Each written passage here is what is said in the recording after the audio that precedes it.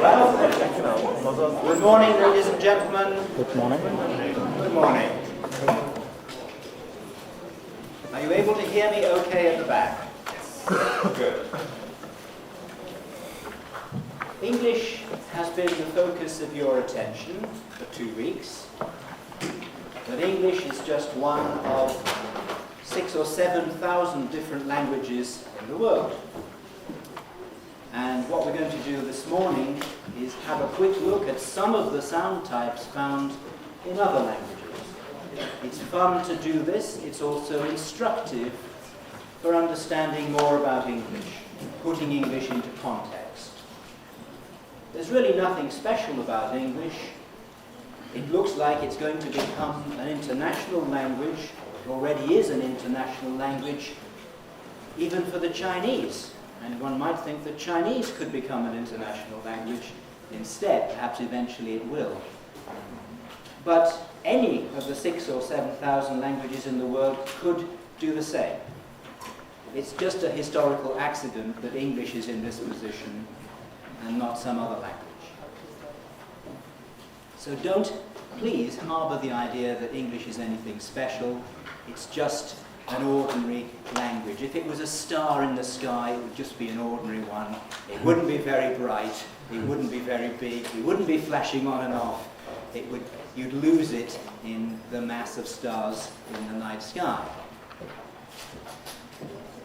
Of course, I'm not going to talk about all the boring, ordinary sounds of 6,000 languages. You don't want me to describe 5,000 versions of the vowel R. They're all pretty much alike. And actually, I'm mostly going to talk about consonants, because you get rather more exciting things in consonants than you do in vowels.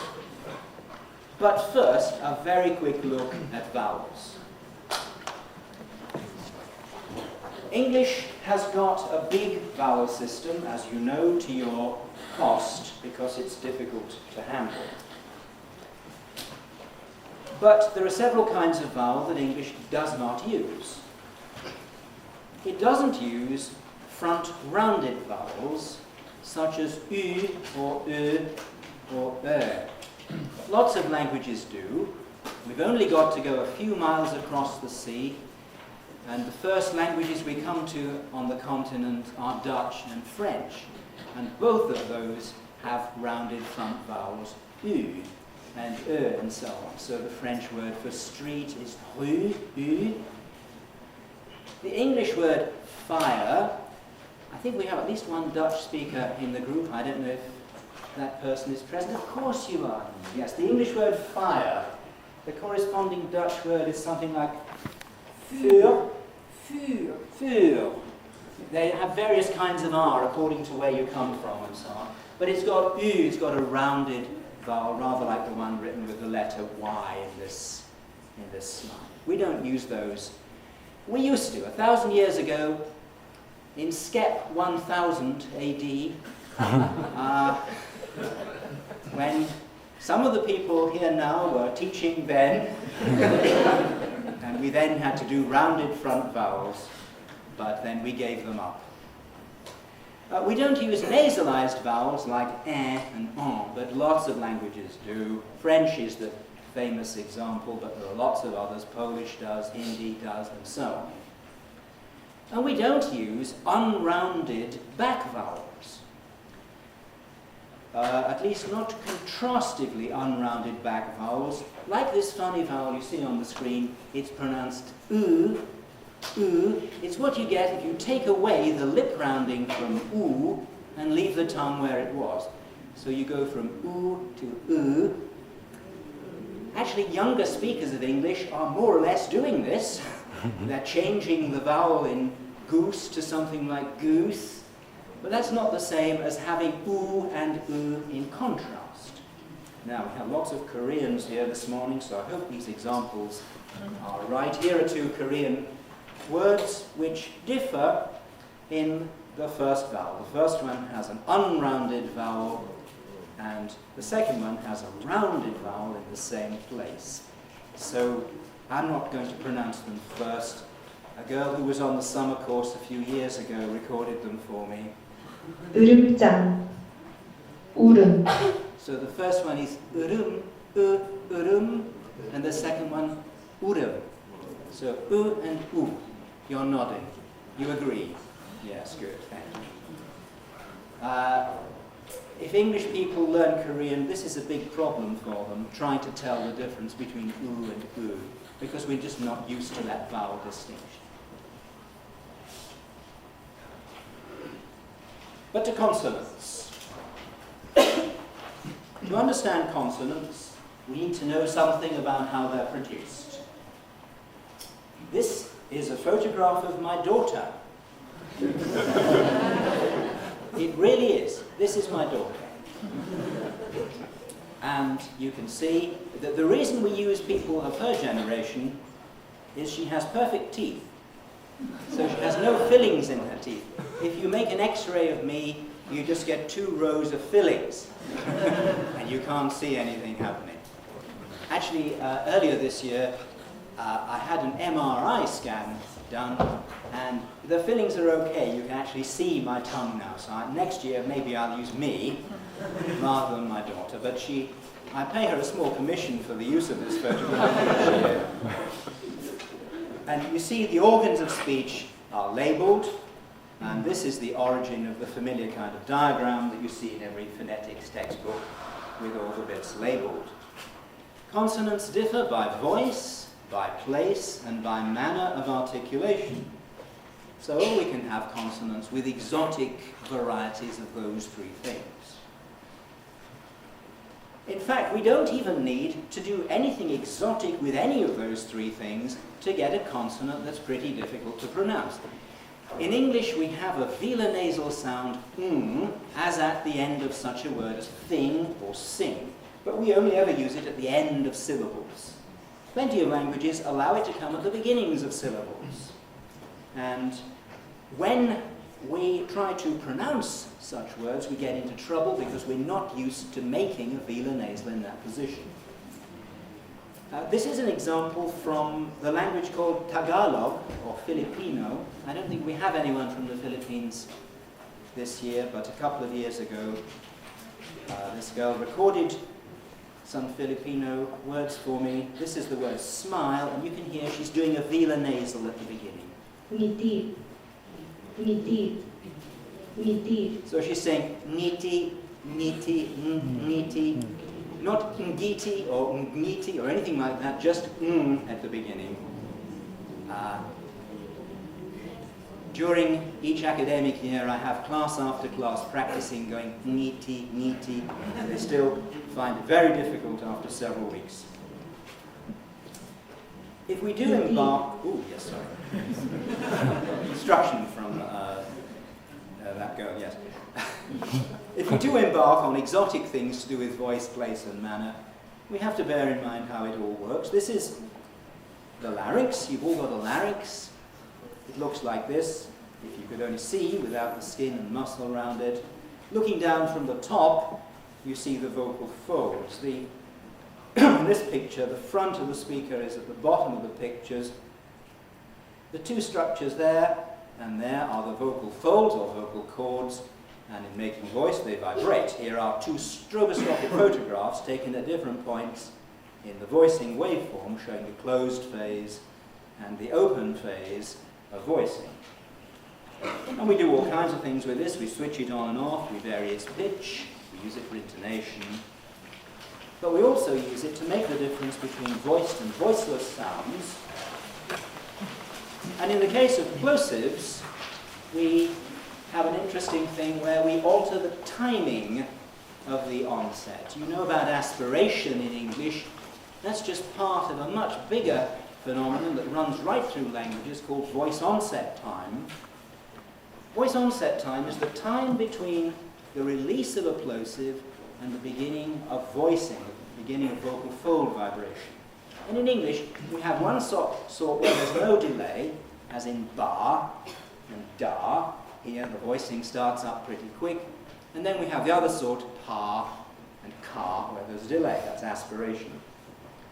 But by no means all languages do that. Quite a lot of languages have voiceless plosives that are not aspirated.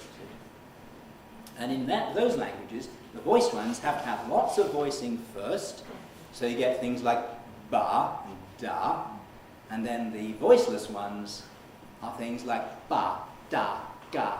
And for English, and indeed for many Japanese, those short VOT ones tend to be heard as if they were voiced ones rather than voiceless ones. You're going to hear a Greek speaker from the summer course a few years ago, excuse me, saying the word pino, I drink. Pino, pino, Here it's got an unaspirated P at the beginning, pino. It's not pino, but pino, pino. pino, Time to show you something else. Along with the, that's a funny one.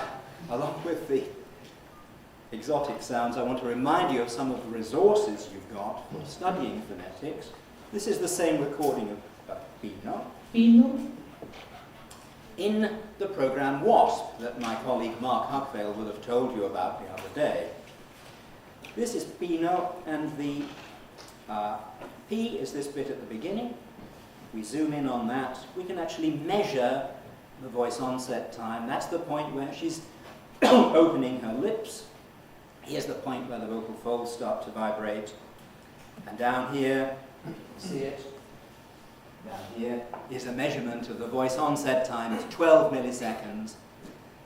That's very short by English standards. English listeners would hear this maybe as a B, certainly not confidently as a B.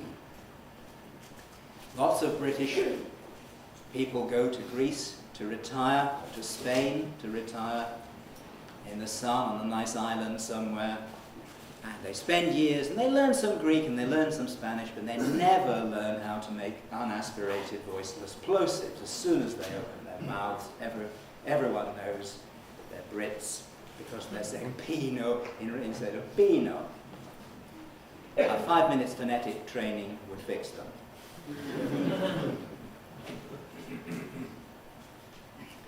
So with WASP we can measure things, and that enables us to figure out the VOT.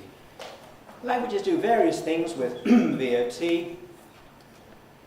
Some have two kinds of voiceless plosive plus a voiced one. So we'll get ba, fully voiced, and ba, and pa. You can see by varying the voice onset time in 3 steps, you can get 3 categories. A language like that is Thai. I don't think we have any Thais on the course this year, unfortunately. Often we have a couple of Thai speakers, but not this year. The most exciting example, again, is Korean, because Korean is very mysterious. It has 3 plosives in contrast at each place of articulation, and they're all voiceless. 3 plosives in contrast, they're all voiceless, and everyone who tries to learn Korean can't figure out what the difference is. Do you want to hear this? This is a girl called Midam Kim who was here 2 or 3 years ago. She recorded these for me, and indeed she suggested these examples for me. And you can hear her saying the 3 words which mean daughter, mask, and moon. That mark isn't really an official IPA mark. What it means is the funny one out of the 3. This is the so-called tense one. H means aspirated, and the last one just means the ordinary one or the lax one. You listen and see what you make of it. 딸, 탈, 달, 딸, 탈, 달. Do you do them that way? Does that sound like your accent? Oh, good. May I try? You have to be very critical now. The first one is something like dal. Dal. Second one is tal. And the third one is tal. Tal. Yes, yes. Now, what is the secret? The secret is VOT is not enough. You have to do other things as well. And actually pitch plays a part in this. At least it seems to for younger speakers. The girls up there are nodding. Let's just measure Korean VOT. Here's Madame Kim doing the three things again. 蛋碳碳 Let's look at the unaspirated one, the one right at the beginning. Notice it has got a slight positive VOT. I'd measure it as about there. It's about 10 milliseconds or a little less. It's very, very short. So that one is actually rather like the one in Greek. The aspirated one, tal, is this. Let's measure how long the aspiration is in this particular Korean example. Maybe I'm exaggerating slightly. It's about 88 milliseconds, 90 milliseconds. It's longer than almost all English ones would be. That's why it sounds particularly impressive, tal, like this, and not tal. Korean L is funny as well, but I won't get into that. Let's go back to the slideshow. So there we are, more than 2 VOT differences in Korean. That's all to do with voice. What about place of articulation? English has got lots of places of articulation, but there are 2 we don't use. One is the pharyngeal place. Half of our vocal tract is the pharynx. We're used to thinking about the tongue and the lips, but that's just the front half. Once you go around the corner, there's another bit here, the pharynx. And we don't do much consciously with it in English, or indeed in many other languages. But there are certainly languages that do things with the pharynx. The pharynx is a place of articulation, just as labial or velar are places of articulation. And Arabic is an example of a language that has pharyngeal sounds. We'll come to that in a moment. Another exotic place, or fairly exotic place, is retroflex. This is a sound, a type of sound made by curling up the tongue so that the curled up point of the tongue is pointing towards the back of the mouth. We actually hear retroflexes a lot in Britain because there are retroflexes in most of the languages of the Indian subcontinent, and when those people learn English, they tend to use the retroflexes in place of English T's and D's. So we get dear rather than dear. Gita won't mind me doing a kind of mock Indian accent, will you? No. Thank you.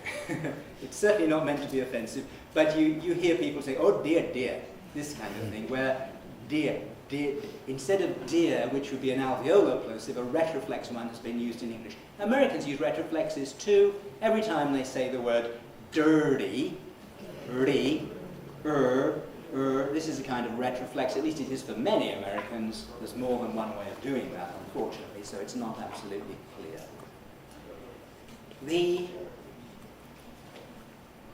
pharynx that I'm talking about is this half of the vocal tract down there, all of that stuff. If you want to be a phonetician, you have to become aware of your pharynx. It's no good concentrating only on your tongue tip and your lips. Think about what's happening down here. I think we're fortunate in having a couple of speakers of Arabic on the course this year. I don't know if anyone's present. Good morning. And I don't know what kind of Arabic you speak. There are several different varieties, of course. But here is a recording of a phrase in Egyptian Arabic. Appropriately, it's good morning. And the pharyngeal fricative is this sound here, the thing written as an H with a funny bar in it. Near to it is another fricative written with this letter chi. This is a uvular fricative, the thing that listeners tend to get mixed up with the pharyngeal fricative, so it's nice to have them near to each other for comparison. And this sounds like this. صباح الخير صباح الخير. If I attempt to imitate that, he's saying something like Sabah al-khair, Sabah al-khair. So one of the fricatives is a made by contracting the pharynx, and the other is a uvular fricative. That's familiar because it's in Dutch and German and everything else, French. Good. If you want to practice pharyngeal fricatives, You must buy a drink or a coffee for our friend in the break. Go and introduce yourself and say, is this right? Ha, ha. There are other pharyngeals too, and Arabic does other exciting things with the pharynx. This S at the front is a pharyngalized S. Some languages have palatalized sounds and labialized sounds. Arabic has what are called emphatic sounds. They're actually probably pharyngalized. So along with the S, the pharynx is constricted at the same time. So it's not sa, but sa, sa, this kind of sa. He's nodding, oh, you're so kind. I'm glad it's the last day and not the first day, but the people's standards change as we go through the course. Exotic manners. Probably the most exotic manners are those where you make something vibrate. We have trills, also called rolls. Now, in present-day English, in RP at least, there aren't any trills, not when you're speaking. But most people can do a trill or two. The most familiar one is a tongue tip trill made by vibrating the tongue tip against the alveolar ridge, like this. Arra, arra. It comes in lots of Romance languages. It's in Spanish and Italian and all the other things. We mustn't assume there are only a few Romance languages. You go to Spain, there are dozens and dozens of things which count almost as separate languages. Don't forget about Catalan and all the rest. They all have trills. Actually, Spanish is famous for having a difference between one vibration and several vibrations. Rrr, two or more vibrations is a trill. A single closure, ara, ara, is a tap. Now, we have some Spanish speakers, don't we? Yes. So in Spanish you can even get both things in one word. So we have, for example, the word carrera, carrera, which means a race or a course. Is the summer course a carrera? So you're on a carrera. Carrera. You need two or more vibrations for the first R and only one closure for the second. Otherwise you won't be saying the right word. The alveolar trill without the contrast with tap comes in lots of languages. In lots of Romance languages, the word for rose is rosa or something like this. We can trill other things. We can trill the uvula. Now, the uvula is the end of the velum, the thing which dangles down at the back of your throat. If you look in with a mirror, the pointy thing at the end of the roof of your mouth is the uvula. If you get that near your tongue and blow air through, you can make it vibrate, giving you, and mine isn't very good, so be ready for a catastrophe. It's something like, oh, lovely, thank you so much, yes. But I knew that we'd need a good example, so I brought along a French singer, Edith Piaf, who, actually, these uvula trills are so impressive, they have a musical build-up to them. She's repeating over and over again the French word rien, rien, which means nothing. Nothing, I mean, it doesn't mean... It isn't a nonsense word, it actually means nothing at all. Right, so let's see if we can make her sing this.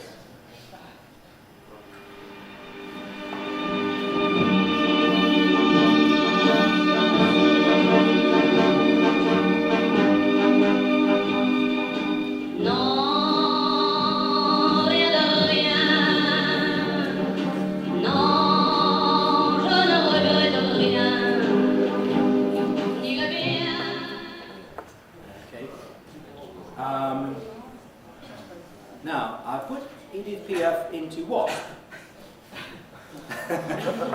Here is a bit of that recording. It's this bit.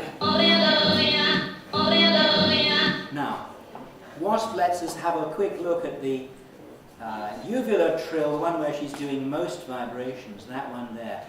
Can you see this pulsing in the waveform? each of those pulses is where her uvula is closing once and then opening. So every time the waveform stops, her uvula is shut and then it's coming open again.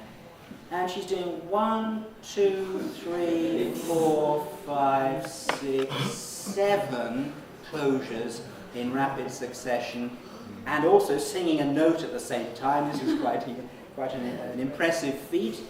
And if we listen just to the trill, we've got... It's amazing, yes. Now, here is a research project for you to go through the recordings of Edith Piaf and work out how many vibrations there are in all the different uvular trills according to the note value in the song or the pitch she's singing on. So,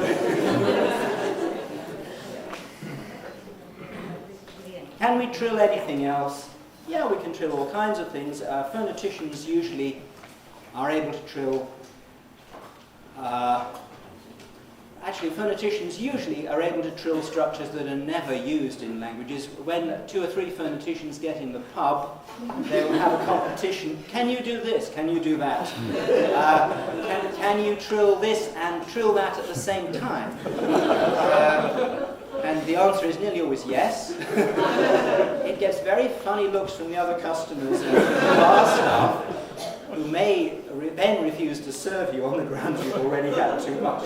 But it used to be thought that languages only had ra and ra, the 2 that I've mentioned, but recently it was established that a few languages have got a bilabial trill. We've always been able to do bilabial trills, that's making our lips vibrate like this. But only about 20 or 30 years ago, some people in Papua New Guinea emerged and admitted that they used bilabial trills. There's a language called Kele, and in that language, the word for face is this. The symbol used for a bilabial trill in the International Phonetic Alphabet is a small capital B. And not content with having a labial trill, they've got a fancy one. It's a pre-nasalized bilabial trill. So it's something like I didn't bring along a recording of this because mine's perfectly all right. This word for face is mbrulim, mbrulim, mbrulim. The lips vibrate several times and they can be seen to do so. Now, I wonder if you can do some interesting trills. I can do a cheek trill, which is, as far as we know, not yet found in any language, but I do hope. They're just shy, the people who have got this. They're hiding and they're going to come out one day. My cheek trill is...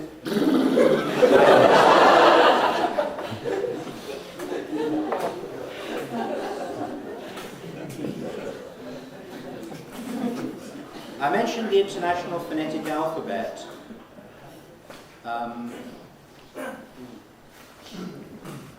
You've got a copy of the International Phonetic Alphabet on your handout near the back. You can also obtain very cheaply from the college, from the department, a CD-ROM which lets you hear all the sounds of the International Phonetic Alphabet. So here is a version of the IPA with the sounds as shown on the printed chart. The difference is you can click on a sound and hear it pronounced. So suppose we wanted to hear what a uvular trill sounded like. This is the Edith Piaf sound from the makers of this recording. It's actually Jill House and John Wells doing the recording.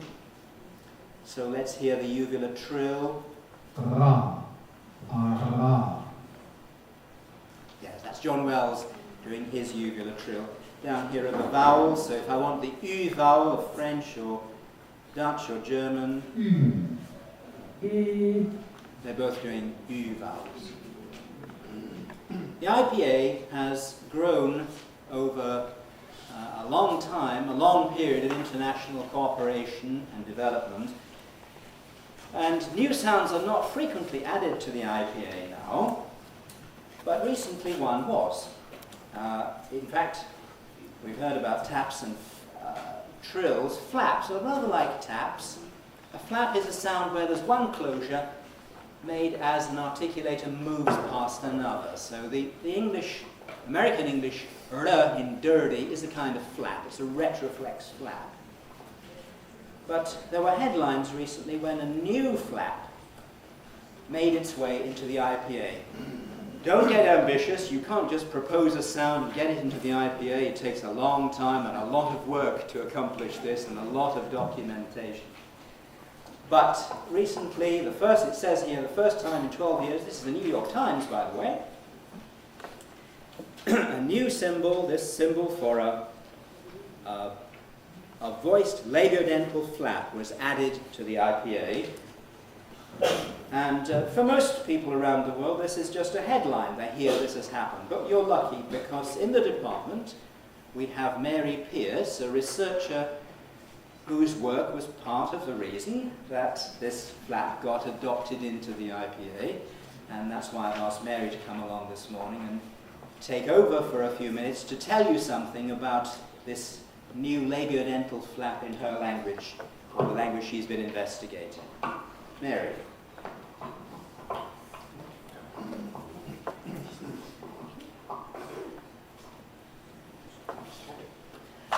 Well, I've been working on the language Kera, which is a language spoken in Chad, and I was there 10 years, so I do actually speak the language. I'm not actually very good at doing the flaps, but basically what the sound is oh, something like that. And how do I do this? Arrows? Yes, or mouse click. Okay. So you can see here a Kera person that I photographed actually making the sound going from left to right. So basically what you have to do is the bottom lip has to tuck in and then come out very fast, hitting the top teeth as it passes, but not staying there. So it's a very quick movement. And you've got the diagrams there. So you can have a go at it. Oh, something like that. Okay, the next one. I've got a few examples here of the word, and the symbol is in the middle there of the flap. I won't try and say all of those, I have trouble saying all of them, but just to hear this one. Wakati. Okay, I'll play it again. Wakati. Okay. Sounds a little bit like a W, but it isn't actually a W. Have a listen to this one down here. Oh. Okay, that one sounds so it's hit twice. I'm not quite sure what's going on there, but hear it once more. Oh. I have trouble saying that one. But actually, I've listed on the right there some words that compare with the word with the flap in. We'll listen to the flap one first. Iriu. Okay, listen to that again. Iriu. Okay, I haven't included recordings of all the others, but just to say that word is not the same as will, or vil, or pil, or bil. It's a different word and it has a different meaning. So it is actually contrastive in Kera. So we know there are about 60 words in Kera that have this sound. None of them are very common, and it took me a while to find them, but they do exist. The voiced labiodental flap with aggressive pulmonic air, to give it its full name, is attested in less than 80 languages, which is why it's only just been put in the IPA chart, because some of those languages weren't investigated until recently, and it wasn't recognised. It's usually in idiophones, which are like adjectives, but they appear in lots of African languages. Not very frequent, the words that have this sound in, but still it's needed as a separate sound from others. In Kera, there are 61 idiophones, 2 nouns and 1 verb that contain the flap. And I said before, but I'll repeat how to make the flap. You retract your lower lip well behind your upper teeth. Then you bring your lip forward rapidly, hitting the upper teeth and continuing. And at the same time, you've got to be vibrating your vocal folds. So you're welcome to have a go at that. And just to say to you that this sound is quite interesting because it's not limited to one particular language family in Africa. There are 67 languages in Central Africa that have this sound. But actually, you can see from the map, it's a kind of a band that goes across where certain languages have this sound. And they don't belong to the same language family. There are at least 3 language families. So it's quite interesting. It's as if they kind of borrowed the sound from a language that was passing through. And in fact, that particular line across that you can see on the map is the line taken by Bantu speakers as they moved across Africa. But lots of Bantu languages don't have the flap anymore, so it's quite curious as to the history of this particular sound. But anyway, that's an idea of this particular sound. Thank you.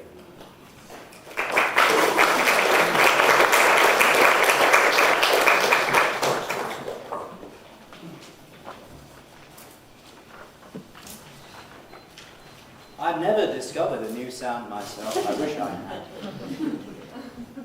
I still keep hoping that we'll have a visit from some aliens from outer space with a completely different vocal tract, and I'll be the first person to figure out what their vowels and consonants are.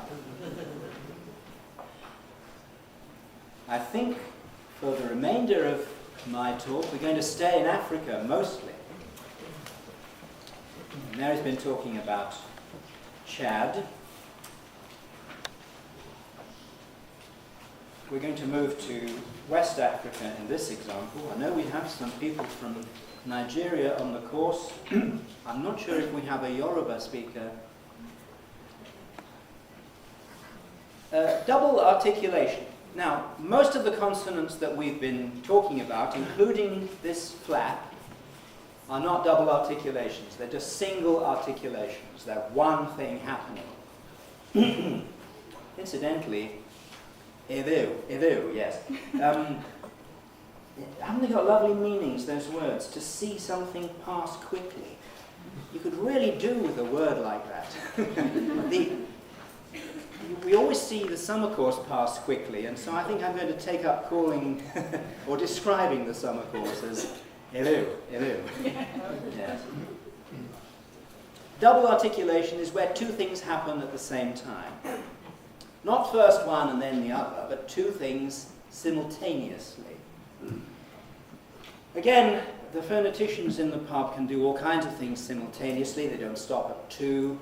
They'll say, can you do 5 plosives simultaneously? Of course I can. They'll get this. How about 3 trills simultaneously? Yes. But what we actually find in languages is sometimes 2 articulations simultaneously. But not just any 2. The common combination of 2 is one that is labial and the other that is velar.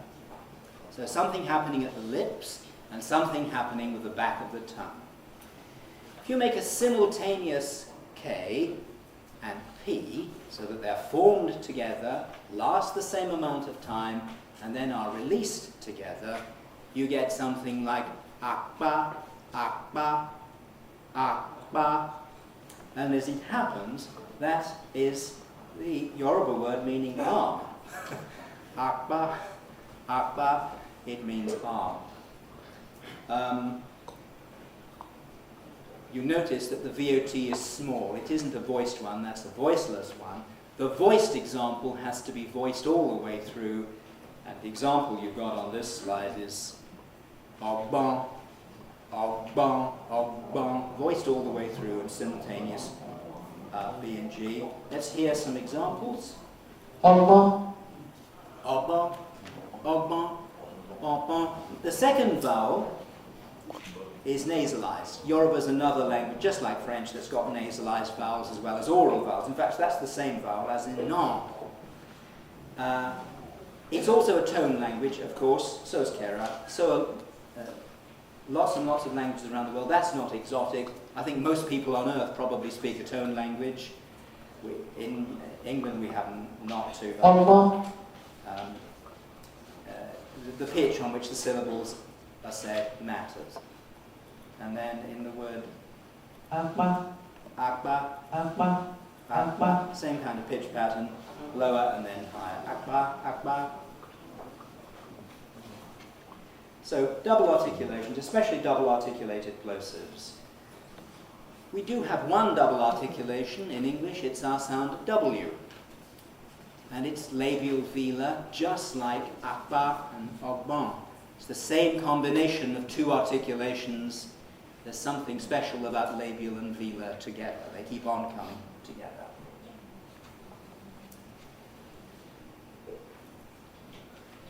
So far, all of the sounds we've been considering are made with lung air, air from the lungs. We normally speak while breathing out. You can speak while breathing in if you really want to, or if you're puffed. Most people can't do this for very long, and it doesn't sound very good. We speak while breathing out. And this means that air under pressure from the lungs provides the power for all of the consonants. It also makes the vocal folds vibrate for all the voicing. But there are other ways of moving air around, at least briefly, so as to get different consonant sounds which don't use lung air. The first of these I'm going to describe are called ejectives. To make an ejective, you close your glottis, you have a glottal stop, you hold on to the glottal stop, and then while the glottal stop is stopping any lung air from coming up, you move the whole larynx up like a kind of piston to compress air in your mouth. So we can go ah, ah, ah, ah. I don't know if you can see my larynx moving. Ah, ah. See it jerking up when I do that? Ah. When I do an ordinary ka, it doesn't move, but ah, ah, ah. Every year my larynx moves a bit more.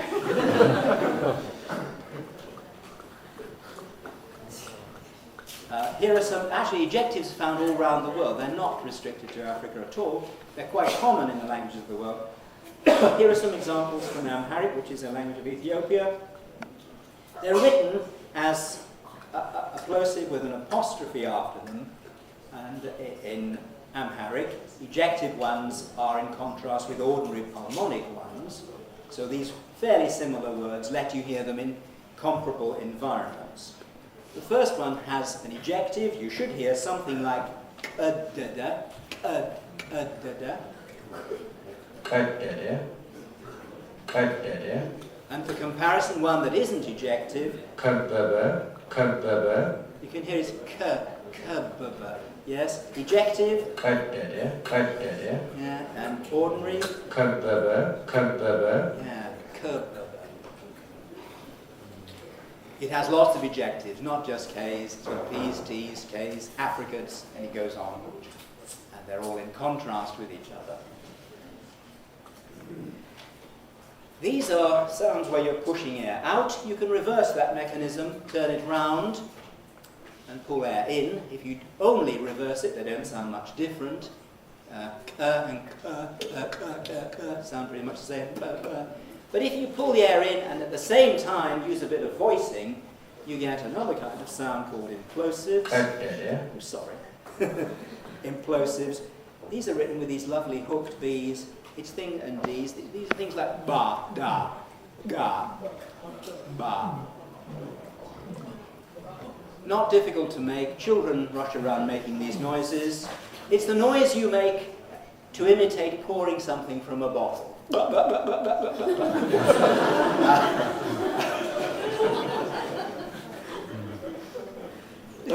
That's some kind of uvular implosive you're making. All you have to do now is put it along with the vowel, ba, ba, and you can do implosives. Then we come to the most exotic sounds of all, clicks. These are only found in Africa, and mostly just in the southernmost part of Africa. Everyone can make clicks, everyone can go and so on. But the thing is to use them as speech sounds along with vowels. In the languages where they occur, they're consonants, and they're superimposed on speech which is ordinary pulmonic speech. Speakers going along using ordinary lung air to make the vowels and voice sounds and so on. And actually in many of the languages they're using ejectives and implosives as well. And then you come to a click. And the click strikes us like a kind of percussion instrument going off at the same time. So you're hearing something like ah, and on top of it's ah, this lovely noise on the top. They don't stop at having just one or two clicks. The languages which have clicks tend to have big click systems. So they have ordinary clicks, then they'll have voiced clicks, and nasalized clicks, and aspirated clicks, and so on. There's a difference between and aga and anna, for example. It's voiceless and then voiced and then nasalized. And they're written with these interesting symbols. This is a bilabial click. Actually, a bilabial click is a kiss. Like that. That's the tut-tut click, the one that means disapproval, or in Greek it means no, I think. This is the alveolar click, the one you make in imitation of horses. This is the post-alveolar click. I call this the bubble gum click. It's the noise people will insist on making when they're eating bubble gum, going. This is the lateral click. That means G up to your head. I can't tell you very much about clicks, but I thought it would be fun just to see a clip of clicks. The speakers are Bushmen in Namibia, and they are speaking a language called Zhunkwa, and they're talking about literacy, about being able to write down their own language. I asked the young students why it had been so difficult to have a written language before. We had to read the writing.